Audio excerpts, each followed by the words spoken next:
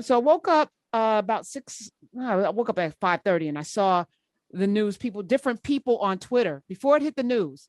None of the news outlets had it. Human beings in Haiti or Haiti were talking about the assassination. And I was like, oh my goodness. And then one person posted something that let me know that this president might not have been very popular. So tell me what happened. Give us the news, Vanya, and then let's talk about what it means. Sure, no problem. So I found out around 5 a.m. this morning via WhatsApp, Twitter, that there were armed men that stormed the president's residence, assassinated him. The first lady was wounded. There were a lot of conflicting reports early on whether or not she had also succumbed to her injuries. The latest reports now are saying that she was flown out of the country and is in a hospital, possibly in Miami, where she's receiving treatment but is still in critical condition. And you know, the situation in Haiti right now, it's one that's filled with a lot of fear and tension. Although Jovenel Moïse was widely unpopular, there were questions around the legitimacy of his actual election and his presidency. And then within the past year and a half, there have been strong calls for him to step down because there's some confusion on when his mandate actually ends. And yet, despite all of this, I find, even I'm talking about it now, I have goosebumps, that everyone was very surprised, shocked. We didn't necessarily see this coming, although there will be some that will say that, you know, this was going to be inevitable at some point. There have been rumors in the past that there have been previous attempts of assassinations for the president. And all of this just really coming to head today. And the overwhelming sense, and what I'm hearing from on the ground in Haiti and just members in the diaspora, is that, you know, it's just really disheartening and it's sad, because there was a moment in time over the past few years where there was a lot of hope that Haiti would be able to build back bigger and better because of all of the outpouring of support that we received after the earthquake. And I was a part of that. I felt that a little bit, you know, between the years of like 2016 and 2019, it was a good time. We felt like the country was moving, people were visiting, there were conferences happening. And then in July 2019, all of it kind of came crashing to a halt when gas prices more than doubled overnight. And it was just really downhill from there. You had a series of scandals that plagued this president, from Petrocaribe, which was money that a loan essentially that were given that was pretty much all embezzled. And right now the feeling is just that, you know, whatever progress Haiti had made within the past 10 years, we've taken 100 steps back. Moïse. He had been governing by decree since January 2020, after the country failed to hold legislative elections, and the legislators' mandate had expired. And many people thought that opposition leaders that he wanted to return Haiti to a dictatorship. That wasn't sitting well with folk. The airport, of course, Port-au-Prince, Toussaint Louverture International Airport has been closed in the wake of this assassination. There's a lot of things happening and things said. And I just want to run it by both of you, and I'm imagining you both have family members there. But during his time as office, there was, of course, a lot of violence, political unrest, along with a lot of poverty. Haiti right now is the poorest nation in the Western Hemisphere. And this is a nation that literally changed the trajectory of America, changed the landscape of America. The revolution that happened in Haiti reverberated throughout the New World and shifted and changed the way a lot of things happened, including we got the Louisiana Purchase. But it also put Haiti in debt because you were on the hook to pay back for lost labor. Freedom. Yeah, for having the audacity to be free. And I say in many ways, you've been punished ever since. This nation has been punished ever since. And not to mention Trujillo and what happened with your brothers on the other side of the island, that island that you liberated. I feel like those of us in the diaspora, we have to stand in, not just in solidarity, but Haiti has to win, because Haiti's victory, first of all, long overdue, but it to me is a flashpoint or kind of a fulcrum for the rest of Black America, Black everywhere. Mhm. So we can't sit and allow this to continue. And the poverty part, absolutely not. So you both have family members there, Hervé? You still have family Yeah. members? Yeah, we a bunch of family. We still have homes there, so a lot. So just like I'm not on WhatsApp anymore, but I know what she's saying. Like early, you'll get these notifications because everybody uses WhatsApp over there. You get these notifications. I started getting the notifications early in the morning too. They were text messages and stuff like "Yo," and I'm like, "What are people?" When you get those text messages, something is like you get a whole bunch of these things, something bad is happening. I would say this, like going to what you said, what's happened with Haiti, given our historical significance in terms of the fight against the colonizer, is a microcosm. Like you've seen this happen from the slaves on the plantation when there's like, you got to break a slave, like that one is out of control. And they're like, we got to make a lesson to let all the other ones know that this kind of behavior is not accepted, right? We can't let this ideology or philosophy spread, which is what happened, right?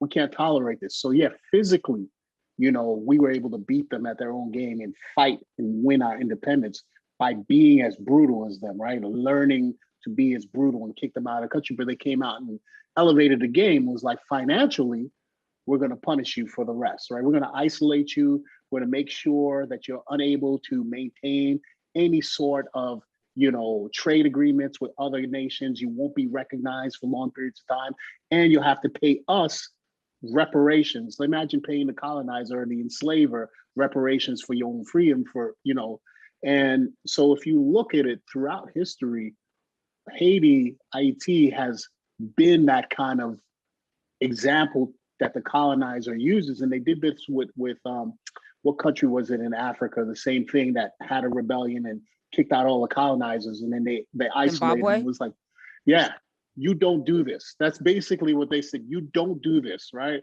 You guys, this whole thing that you're gonna, determine your own role in life, your own plot, your own way, that's not gonna happen. And people do not recognize the historical significance of that. In that it's not even taught in our schools. Like, as a Haitian kid growing up in New York City, I didn't learn about the Haitian Revolution, Haitian independence in school. I learned it from home, and I know a lot of people who are like, what? This happened? Like, yeah, homeboy, that happened. Like, we did that thing, right? Like, there's another way to go about this. And, to think that they've always meddled in our affairs, in our governmental affairs, they've always been behind. So, this assassination, although, there was this kind of overarching sentiment that, President Moïse was unpopular, right? For you to think that this was like a simple operation, like, you don't assassinate the president of a country just like that. The same way that they kicked Aristide out of the country way back in the day, right? They had some mercenaries that were training in the DR and came through Haiti. Even here, people were saying these guys showed up and say they were DEA agents and had his guard stand out. Now imagine you're in your sovereign country and you're the president's security, and somebody would say to you, "We're U.S. DEA agents," and you would stand down. So just the thought that would be something that would be okay. Like, I don't care who you are, right? And that you would go in, assassinate a president of a sovereign nation, and then leave. And then there was rumors, and she probably tell you a little bit more, that these dudes were speaking Spanish, or some of these dudes may have been speaking English back and forth. That there's a lot of meddling going on in our country, and I think every Haitian has gotten to a point, just like, leave us alone, like, get off our backs, like, let us figure our own way out, like, stop meddling in our affairs, stop, like, get off of us at some point, like, give us a break. So that's my personal sentiment. I speak to a lot of my brothers and sisters, and the same thing, like, we're tired, leave us alone, man. So Dr. Hervé, let me reintroduce you, Dr. Hervé Damas. You can follow him at Damas Hervé. And we have Vania Andre, who's here as well. Vania Andre. You can follow her at Vania, Vania Andre, spelled like Andre _ on the Twitters, and at the City NY. And Tanya Pinkins is here as well. As Dr. Hervé is talking about that, I'm also very well aware that the United States supported, right, President Moïse. And I, I always often think about the Duvaliers and America supporting the Shah of Iran, America supporting Saddam Hussein until they didn't, America supporting Osama bin Laden, literally with money, guns, training until they didn't. And, you know, it's kind of a conflicted position to be an American and understand America's reach and her power and what she does globally, and the meddling and the insertion. And I struggle because, you know, we pledge allegiance to this flag at the exact same time we're Black in the world, and we understand how the Blackness is oppressed everywhere. Vanya, how should we be seeing this in America's participation or role in what happened to the president of Haiti? You made a great point a few minutes ago, highlighting the dual struggles, right, of a Black person, whether it's here in America or globally, especially tied to Black Lives Matter, and how, you know, Haiti's independence really is a message that should be taught globally. And the reason why I bring up Black Lives Matter specifically is because I remember last summer seeing at many of the protests, whether it was in Brooklyn and Queens and Manhattan, Haitian flags. And these were Haitian flags that were being held up by people that weren't Haitian, but they understood that, like, Haiti, that flag was like the first symbol of what Black freedom and having sovereignty over your own body, your own country, your own nation, what that represented. So for me, you know, I'm Haitian American. I was born and raised here. My parents were born in Haiti. I have that dual identity. And for me, you know, the most important thing is for the US to understand that, one, yes, Haiti is a sovereign country and that they should not be meddling in our affairs. But I do have to say at the same time that us as Haitians, we kind of don't know what we want all the time, because I hear two narratives. I hear on one side, leave us alone, you know, we're a sovereign country, don't meddle in our electoral process. And then at the same time, when things aren't going our way, you know, we ask for the US administration to back us up in some way. So for example, there are calls for Biden prior to this to help get Jovenel out, you know, because he did not agree to that. It's like, okay, well, then don't meddle. You know, right now, there are a lot of conversations about what are Haitian elected officials in the US, what are they going to do? How are they going to use their power and influence to influence what's happening in Haiti? You also have a large share of the diaspora that wants to be politically and socially involved in the country, but really doesn't have the ability, and the country doesn't have the infrastructure to allow that to happen. So, you know, I think for those in the US, they should really be looking at what Haiti is going through as a great example of like what happens when the powers that be, you know, have so many layers of control and layers of I guess like integration in a country, in a Black country that goes back historically so far, where we can say that this was a racist thing, where they did not want to see a Black country of former slaves succeed. And this is just all of it kind of coming full circle. You know, we've had different iterations of this, you know, between slavery, between imperialism, neocolonialism, all of this has kind of compacted together to create a constitutional, economic, and social crisis within the country. I mean, we're at a point right now where literally people in Haiti don't know who technically is the leader. Like, what's going on? We have several versions of the Constitution out. The head of the Supreme Court that should have been the next in line to lead the country, he passed away from COVID on June 23rd. The new prime minister that Jovenel Moïse had appointed last week, he has to be approved by Parliament, but Jovenel has been running by decree. So there's no way for Parliament to approve him. And then the current prime minister, in order for him to be able to say, yes, I am the de facto interim leader of the country, that also requires approval from Parliament, which is not intact, is not in session. So it's just a lot of chaos. And again, we see just a full culmination of different crises and what happens when the institutions that are meant to govern a country are not sound. And then that's what we see happening in Haiti. I would like to go ahead. No, I was No, I just would gonna like give out to the add to number. that. Okay, okay, give out the number. Okay. 866-801-8255. We're on the Karen Hunter Show. We're talking about Haiti, with Vanya, Vanya Andre, Dr. Hervé, Damas, and Tanya Pinkins. Go ahead, Dr. So Damas. yeah, just to follow up on what I love it when you say Dr. Damas. No, just to follow up on what she was saying was one of the things that like has happened when I say and she's like there is two factions. There are people that feel like there's too much, we do need help, and others that feel like leave us alone. What I say from the leave us alone thing is stop exploiting us, right? Because we've had, for example, the UN troops were in Haiti for about 20 years. They just left last year, whatever, right?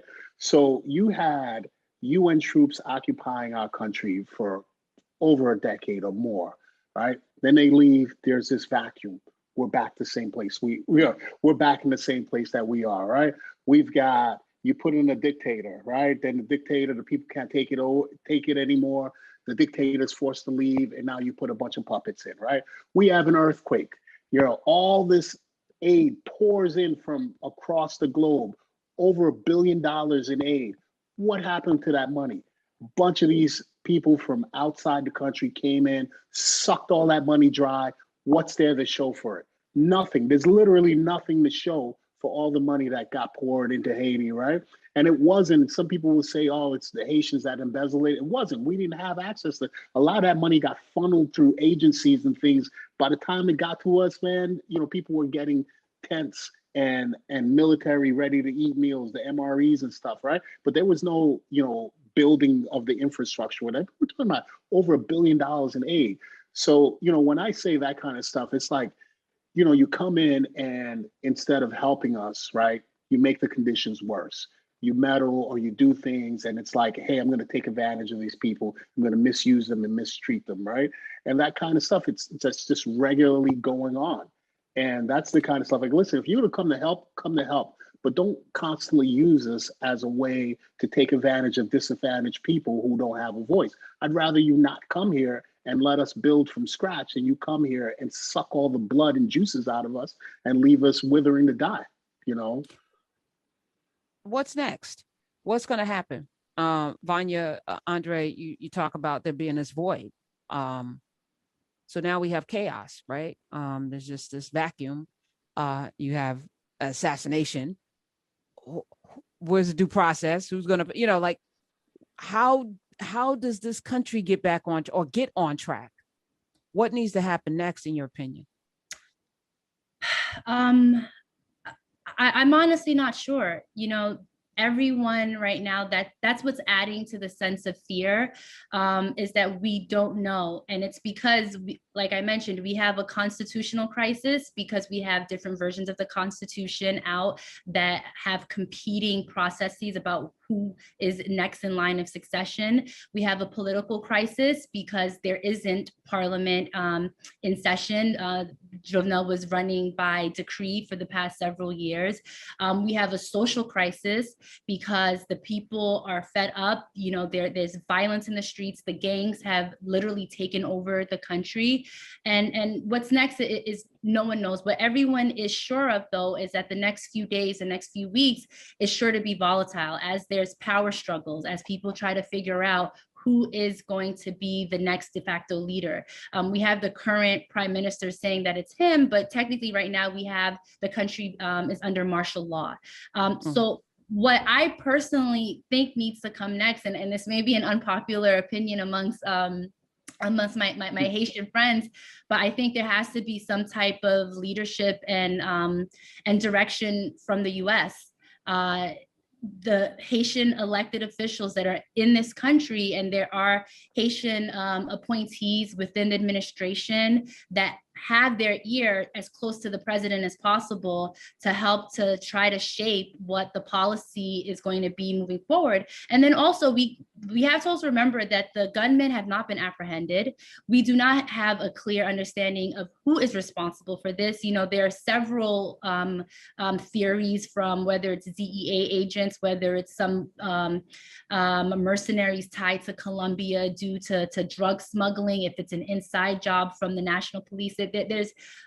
There's no accountability. And part of what the next step looks like is making sure that whoever assassinated the president and attempted the assassination also on the first lady, they need to be held to justice. And I think that's a role that the US can play in helping with this investigation. And there is a Haitian caucus in our Congress. They need to come together. I think that might be good. What of the billionaires that live in Haiti that have armed security? And, you know, there's a tale of two cities. While it's the poorest nation in a Western hemisphere, there's some very wealthy people living, you know, off the fat of the land, so to speak. And Hervé, you said you have property there. Like, how do you navigate these spaces, and what do we do with that folk that are not really from Haiti, who are there, you know, living lavishly on the beach? Well, so anywhere that there's an opportunity to exploit people, there are going to be exploiters there, right? Because, you know, that's what they do. So you do have a lot of foreign nationals. You have, you know, people from the Middle East. There's some Syrians there. There's a big Taiwanese influence. They came over a while back and started doing their thing and start mining for precious metals. And so, you know, people don't even know that we're sitting on like a gold mine of not gold, but like precious metals that are used to make semiconductors and other parts for computer chips and processors and things like that. That's in Haiti. There's oil that's recently been found there that these guys want to get their hands on. So there's, you know, it's always been a place where people have found, you know, whether it was the land being really fertile, which is what made the colonizers first start dropping people off there and stopping there because of all the natural resources there, whether it's the ability to grow animals and crops there, to now finding all these things. Those dudes like the status quo, right? Because they're insulated from it, right? They're power brokers. And, you know, I often argue with my Haitian friends, right, about the fact that, like, hey, you know, don't say our country is like, so, I mean, we live in the US, but there's a lot of stuff going on in the US. There's gangs running the street in the US, right? There's like drugs running rampant. There's certain cities here that's completely unsafe. You would not. Hell, they just try to overthrow the government here. I mean, let's not joke about it, but they literally just try to overthrow the US government here, right? So yeah, you know, our country has a lot of issues, but these are not unique issues, and a lot of them have a lot of overlap. You will find a similar type of power dynamics. People who have vested financial interest in keeping certain people at a certain level because it profits them and it benefits them. They can pay their money, and their access allows them to create circumstances. So even if the country is in turmoil, and you see this is what happened in the US during COVID last year, where the richest of the richer got rich and rich and rich, right? While people were out of work and waiting for stimulus. Everybody else was waiting for stimulus checks and unemployment checks, right? Well, the billionaires like Jeff Bezos is worth like $200 billion now. I mean, it's a similar thing. There are parts in Haiti that are still doing well, right? So Port-au-Prince is the capital city, right? Large, densely populated, poor infrastructure. There's a lot of crime and violence there, but there are places out, you know, Cape Haitian, Okap, which is where my family's from, is not, you know, kind of like that. And there's some places in the provinces that are not like that, right? So, you know, we also have to be careful, like, to not throw this blanket statement. But those dudes, and as she mentioned, was like, there are theories that this could be an inside job, that it could be the power brokers. Those like, who shot Kennedy, right? Like, we still don't know who shot Kennedy, right? Yeah. So No, we don't. Okay. All right. Yeah, let's try to get. All right. No conspiracy theories. Freaking Oliver Stone, Damas. Stop it. It was a magic bullet. All right.